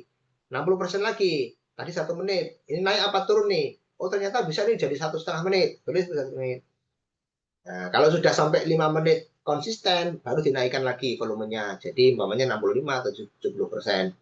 Jadi seperti itu Bu, supaya nanti lama-lama toleransi terhadap suara itu akan lebih meningkat pelan-pelan gitu. Gitu. Itu Bu Jika. Ya, terima kasih Pak. Pertanyaan selanjutnya ya Pak. Ibu Windy, Pak Amir, anak saya umur 12 tahun dengan autis ringan. DI ya, dengan DI, autis ringan dengan DI ya kayaknya. Di masa remaja ini perilakunya dan emosinya meluap dan mengganggu di kelas. Sering kali tantrum kalau tidak mengikuti perilaku rigid, bahkan berbicara tanpa henti sehingga mengganggu terutama di sekolah. Izin bertanya, apakah bisa diterapikan tapi perilaku dan okupasi di rumah? Ya, jadi sebenarnya hampir sama Bu, nanti dengan kontrak perilaku ya nanti tapi gini, setiap perilaku itu pasti ada antecedennya atau ada penyebabnya gitu kan. Jadi kalau di sekolah ada perilaku spesifik nih, tiba-tiba dia perilaku yang tidak apa namanya itu tidak biasa gitu, mengganggu gitu. Kita harus lihat ini penyebabnya apa gitu. Jadi nggak mungkin anak kita berubah perilakunya jadi mengganggu yang sebelumnya nggak apa-apa tanpa ada penyebab gitu. Pasti ada penyebabnya. Nah, Bapak Ibu harus menemukan dulu penyebabnya apa. Karena untuk merubah perilaku itu harus dihilangkan nih akar penyebabnya. Contoh nih Bu, kita punya anak nangis terus. Nangis itu kan perilaku. Nah, anak nangis itu nggak mungkin tiba-tiba nangis tanpa ada penyebab. Pasti ada antecedennya nih. Sebelumnya apa nih yang menjadi pemicu. Kalau ibu hanya mengatasi nangisnya saja tanpa menghilangkan akar masalahnya, nggak akan selesai. Dia nangis tuh dikasih mainan, digendong gitu kan. Ya udah, diam sementara, tapi nanti akan nangis lagi karena penyebabnya ini akar masalahnya nggak ditangani gitu. Nah, kita harus nyari dulu, oh anakku nangis kenapa? Ternyata begitu kita telusuri, anak kita nangis karena lapar. Nah, kalau lapar berarti akar masalahnya karena belum makan. Begitu nanti anak kita diberi makan, kenyang, nangisnya jadi hilang. Nah, kan begitu. Jadi ketika anak kita berperilaku di sekolah, kita harus selidiki dulu Bu, konsultasi apa diskusi dengan gurunya. Anak saya kenapa? Ada nggak hal-hal yang kemudian tidak biasanya terjadi. Nah, nanti kalau itu harus diselesaikan dulu akar masalahnya. Tapi kalau ini terjadi karena memang perilaku manipulatif atau kebiasaan dia yang kemudian tidak baik atau pemberontakan dia karena memang dia tidak suka, lah harus ada kontrak perilaku tadi. Jadi harus ditemukan dulu Bu, apakah memang itu memang masalahnya dari dianya sendiri atau memang ada penyebabnya. Karena itu nanti penanganannya juga berbeda. Demikian Bu. Pak Amir, ini karena banyak sekali pertanyaan ya, kita waktunya Oh juga iya. sudah mepet sekali ibu-ibu. Ibu-ibu teman-teman, saya minta maaf nih, ini pertanyaan mungkin tidak bisa dijawab semua sekarang, tapi tadi saya sudah minta Ya, ya. bantuan Pak staf empati untuk difoto, mungkin nanti Pak Amir ada waktu bisa bantu sedikit-sedikit menjawab yang apa ya, yang mungkin teman-teman di sini penasaran sekali dengan kondisi anaknya ya Pak ya. Saya Ya, sudah pilihkan pertanyaan-pertanyaan yang mungkin bisa mewakili ya Pak ya. ya.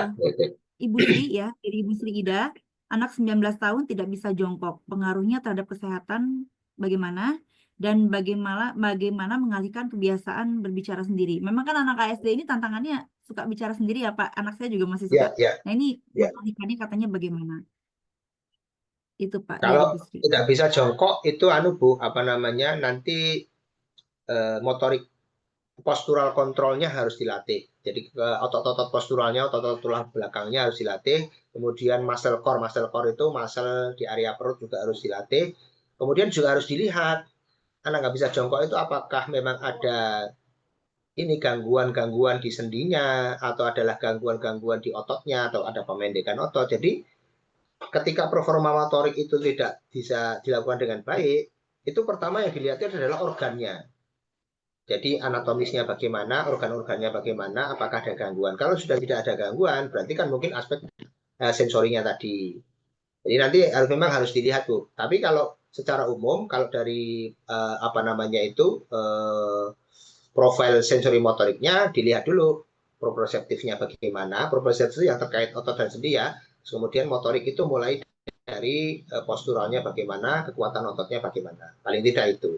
Kalau anak untuk sering bicara sendiri, nah itu Bu, memang ada kemungkinan begini, anak yang kebutuhan geraknya banyak, itu sebetulnya tidak hanya dia banyak bergerak, tapi kadang manifestasinya, wujudnya itu adalah banyak ngomong. Jadi karena dia bergerak susah, harus diem, nggak harus duduk maunya. Akhirnya yang terjadi banyak ngomong. Jadi anak yang banyak ngomong itu bisa jadi karena memang kebutuhan geraknya banyak.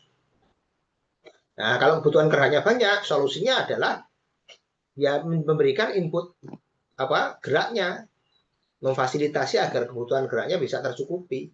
Makanya kalau bisa maunya mau sekolah nih, supaya kebutuhan geraknya tercukupi, paginya harus diberikan latihan-latihan yang di situ bisa melepas banyak energi, memfasilitasi kebutuhan geraknya.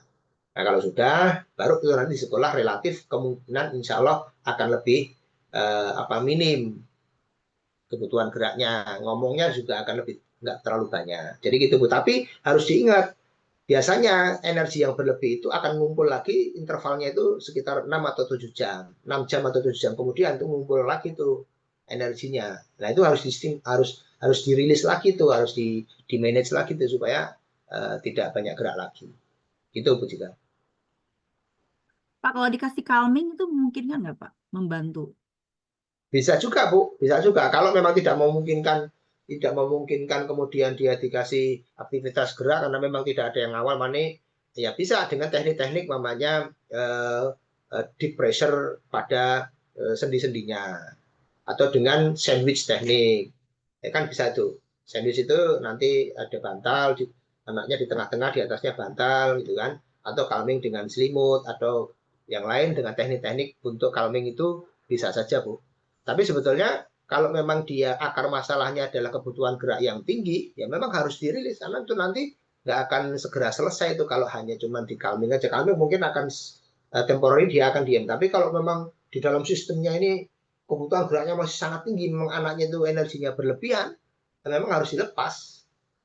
Makanya di sekolah-sekolah itu saya selalu menyarankan mungkin adalah trampolin atau apa. Atau kalau dulu saya punya murid, dia duduknya saya kasih ini Bu, jimbol itu. Jadi dia duduknya di jimbol yang agak kecil gitu. Dia walaupun duduk tapi dia bisa goyang-goyang badannya gini-gini. Tentunya sehingga dia tetap bisa memperhatikan gurunya, tapi dia tetap bisa mengekspresikan geraknya dan tanpa mengganggu karena kan nggak bersuara itu. Nah seperti itu. Memang ada hal-hal tertentu yang memang harus punya strategi supaya anak kita tetap bisa mengikuti kegiatan di sekolah. Gitu Bu. Pak, pertanyaan terakhir ya Pak. Ya. Dari Bu Mary Pak, aktivitas untuk menguatkan otot kaki supaya bisa berjalan tanpa perlu digandeng. Jadi mungkin ini ya kaitannya sama, jadi anaknya ada gangguan kejang. Kejang menyebabkan mengalami gangguan keseimbangan dan motorik kasarnya diturun gitu, sehingga jalannya harus digandeng. Nah, ini berarti Pak ada kejang dan berarti ada dua permasalahan ya.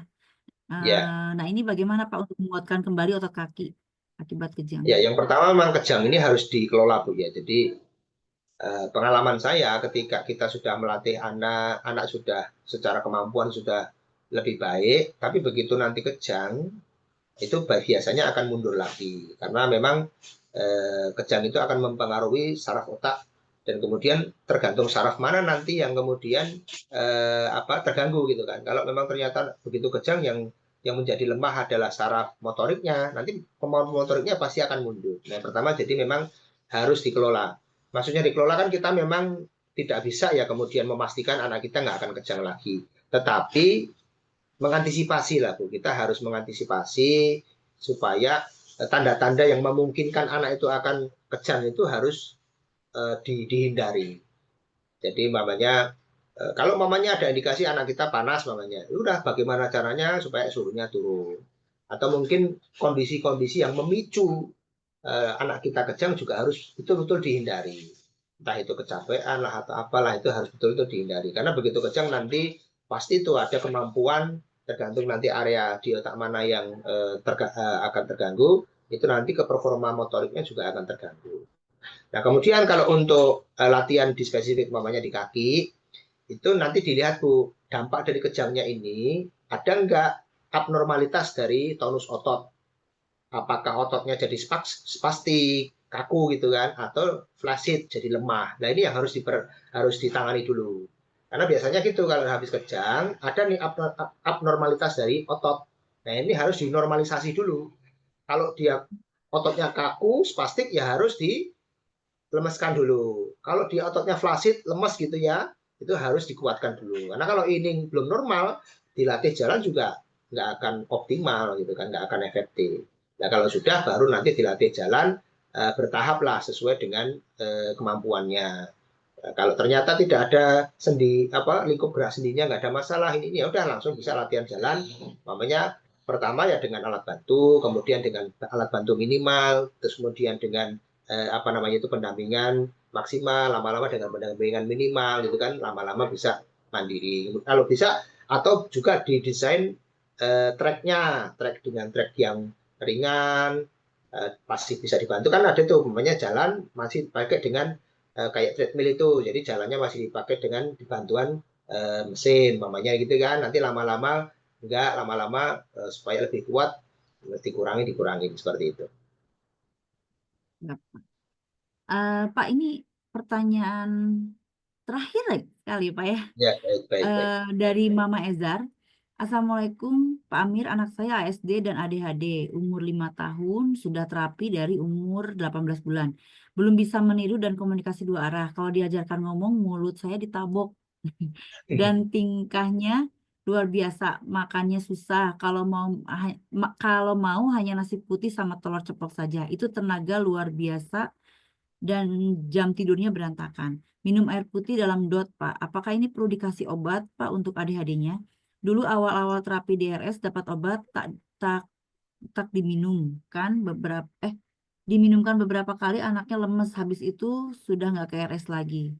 Saya terapi mandiri. Jadi gimana ini Pak? Ya, Agak jadi analisis dengan ADHD. kalau menurut saya itu karena dari umur 18 bulan sampai umur 5 tahun, berarti kan cukup lama itu Bu.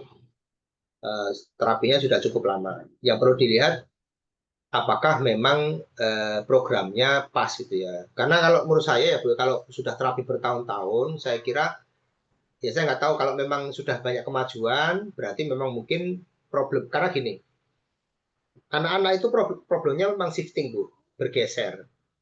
Pertama itu biasanya di awal-awal itu problem sensori yang dominan. Nanti begitu problem sensori ini sudah bisa lebih baik, sudah bisa lebih matang, nanti problem motorik. Jadi memang begitu. Nanti lama-lama problem perilaku, emosi. Nanti lama-lama problem interaksi sosial. Jadi memang itu.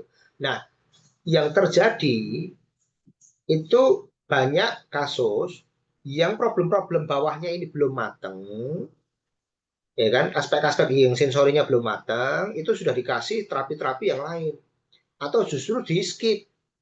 Ada anak di situ telat ngomong, belum bisa ngomong gitu kan, langsung ke terapi bicara namanya. Padahal dia secara pondasinya, sistem sensoriknya ternyata belum matang. Kemudian motoriknya juga belum matang. Nah, ketika anak itu telat bicara, umur 2 tahun, 3 tahun telat bicara umpamanya ya, kemudian langsung ke terapi bicara, dilatih, diberikan program terapi bicara, ya saya yakin anak ini pasti bisa bicara. Kalau memang tidak ada gangguan organ bicaranya ya. Tetapi kualitasnya nggak akan terjamin, nggak akan terjaga. Ibarat Bapak Ibu bangun rumah nih Bapak Ibu, bangun rumah, pondasinya nggak diperhatikan nih, asal pondasinya ada gitu aja. Ini kan sensorinya, ini kan sistem sensori itu kan pondasi bangunan.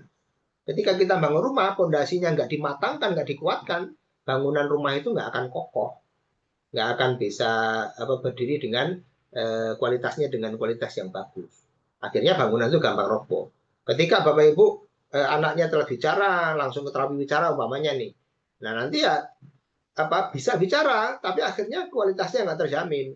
Gitu. Nanti kadang-kadang kata-katanya juga banyak yang masih kebalik-balik, umpamanya ya nyusun kata menjadi kalimat, memahaminya juga susah gitu kan. Ngomongnya jadi mikirnya lama. Ya, itu pasti akan ada dampak-dampak karena memang kurang matangnya di sistem-sistem di bawahnya. Jadi makanya harus urut, Bu. Kematangannya harus betul-betul cukup gitu. Jangan sampai ya mendingan kita ya udah meluangkan waktunya walaupun lama untuk mematangkan sistem-sistem yang diperlukan daripada buru-buru. Masa umur segini belum bisa ngomong ini. Ya makanya pelan-pelan. Biasanya nanti kalau dari sistem yang di bawahnya ke atas ini semakin oke, semakin baik, itu dengan sendirinya kemampuan yang memang dia secara ini sudah bisa, dia akan keluar sendiri. Gitu.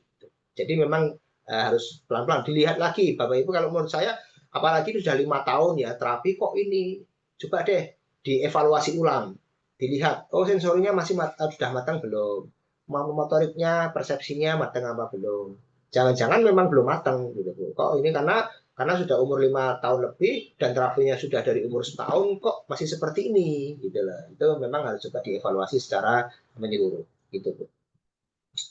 Kalau yang obat apa ADHD-nya perlu Ya diberikan kalau obatnya obat nggak Pak ya?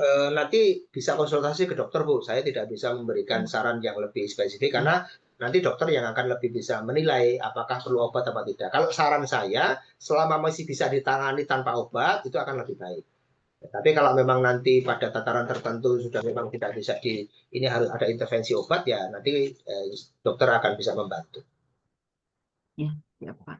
Oke Pak, menarik sekali dan ini saya sendiri masih betah nih Pak, tapi waktu sudah Ya, Bu. sudah mepet sekali. Pak, sebelum penutupan nih Pak, dari Bapak, saya punya satu pertanyaan yang mungkin sedikit mewakili yang lain ya Pak ya, tentang anak remaja nih Pak. Untuk pemberian, kalau ada anak yang dari kecilnya belum diberikan sesuai terapi itu ya Pak, yang Bapak sampaikan tadi, yang pondasinya masih berantakan dan lain-lain, tapi usianya udah remaja nih Pak.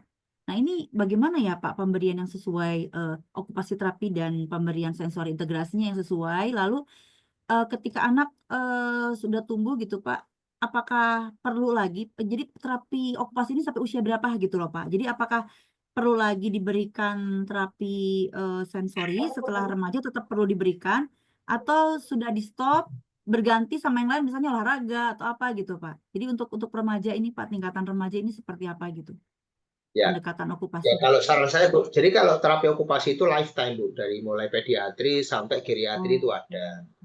Cuman kan bentuknya bermacam-macam disesuaikan dengan usianya, dengan kebutuhannya begitu, Bu. Jadi sebetulnya sih occupational therapy itu kan membantu manusia itu untuk menjalankan kehidupannya gitu, supaya kualitasnya itu lebih bagus. Ya, jadi problemnya apa gitu kan. Tapi kalau memang ya itu tadi, Bu, karena kalau problem-problem basicnya masih belum matang, ya memang itu harus dimatangkan. Karena nanti nggak akan menyelesaikan Walaupun sudah masalah. besar Sampai ya Pak. kapanpun, iya. Sampai kapanpun walaupun sudah gede nih ya, dia masih ada, ternyata ada anak-anak yang sudah remaja tapi refleks primitifnya itu loh, belum terintegrasi. Masih ada tuh refleks bayi yang harusnya dia sudah terintegrasi, sudah hilang, ternyata sampai gede masih ada. Ya itu akhirnya performa motoriknya juga nggak akan bisa bagus. Nah, kayak gitu-gitu memang harus di-assess, dievaluasi secara komprehensif. Namun demikian programnya tentu akan berbeda, Bu, untuk anak-anak SD dengan anak remaja. Remaja itu kalau maunya kita ajak ke ruang SI, pasti nggak mau. Itu kan mainan anak kecil kan begitu. Suruh lompat-lompat di trampolin, suruh naik ayunan, pasti nggak mau. Nah, untuk anak remaja, itu saran saya memang ada latihannya itu real life activity lah, aktivitas real. Entah itu nanti hiking lah, main sepeda, berkuda, berenang, dan lain-lain. Tapi tentu disesuaikan dengan tadi kebutuhannya. Oh, dia problemnya apa gitu kan. Oh, problem vestibular, ya udah berarti dijadwalkan tuh berkuda, entah itu 2 minggu sekali, seminggu sekali kayak gitu. Oh, dia problemnya namanya taktil nih, taktilnya area mana?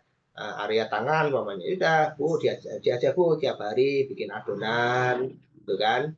Nanti namanya itu painting gitu kan, finger painting. Jadi yang lebih real activity gitu kan. Terus anak ini Pak namanya itu taktil itu sebenarnya bisa jadi kasih nih dia ikutin klub yang teamwork gitu, Bu. Karena anak taktil itu kan nggak suka nih dengan dikelilingi orang banyak. Kalau dia nanti main basket dengan satu tim itu kan otomatis dia berinteraksi dengan beberapa orang. Jadi disesuaikanlah dengan umurnya, dengan kebutuhannya, supaya nanti itunya apa namanya itu aspek-aspek sensori motoriknya yang memang belum matang itu bisa lebih matang. Karena kalau enggak ya nanti sampai tua ke bawah itu Bu. Gitu. Dan itu nanti gini, ada anak-anak yang akhirnya mentalnya itu terganggu itu karena penumpukan masalah tadi Bu. Dia masalah sensori motoriknya belum matang, nanti begitu SD dia ada masalah akademiknya jadi belum bagus, kan numpuk terus tuh Bu. Akhirnya pada satu titik mentalnya terganggu. Walaupun di awal-awal dia coping skill-nya masih bagus nih, bagaimana menghadapi itu. Tapi nanti begitu numpuknya terlalu banyak kan stressful itu, sangat berat itu. Gitu. Hmm. Wah, alhamdulillah Pak. Terima kasih banyak Pak Amir, penjelasannya ini Sama-sama, Bu. luar biasa ya, sangat detail sekali. Pak, mungkin ada sedikit penutupan dari Bapak, boleh Pak? Sebelum Ya, nanti baik. Jadi, kita menyampaikan kesimpulan. baik. Baik, Ibu Bapak, saya sebetulnya sih kalau saya diminta sharing gitu tuh, saya sangat sangat senang dan bangga ya Bapak, karena Bapak Ibu ini orang-orang yang istimewa lah. Karena ketika Tuhan Allah itu memberikan amanah anak yang spesial, itu tentu orang tuanya juga pasti orang tua yang istimewa, orang tua yang spesial. Karena tidak semua orang tua diberikan amanah anak-anak yang istimewa, spesial. Tapi memang yakin Bapak Ibu sekalian, kita mendapatkan amanah seperti ini itu pasti sudah diukur lah. Kita pasti akan mampu menjalani ini, membimbing anak-anak kita sehingga nanti bisa menjadi anak-anak yang di kedepannya itu membanggakan kita. Banyak sekali Bu pasien-pasien saya, murid-murid saya yang saya tangani, kan saya sudah 20 tahun lebih ya Bu di dunia tumbuh kembang. Saya punya tuh murid yang saya tangani dari usia TK sampai sekarang kuliah Bu, sampai sekarang kuliah, bahkan ada yang sudah bekerja gitu kan. Sehingga itu juga akhirnya membuat banyak orang tua yang ternyata bisa gitu mendapatkan satu insight motivasi bahwa tidak kemudian anak kita itu yang ketakutan nanti anak kita kalau gede gimana, kalau ini gimana gitu kan.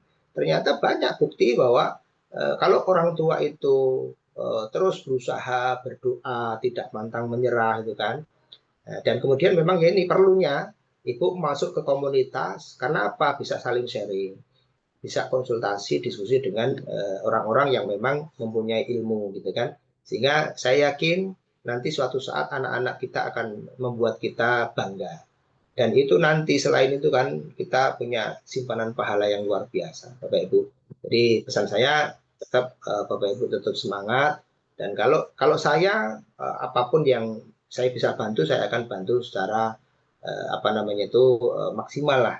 Karena saya sendiri juga misi saya itu, kenapa Bu, saya itu sekarang itu sudah punya banyak tugas, sudah punya istilahnya tugas-tugas yang lain, bahkan saya punya usaha-usaha yang lain, tapi tetap saya di dunia untuk membantu anak-anak spesial ini nggak akan saya tinggalkan, karena memang ini satu hal yang misi kemanusiaan lah.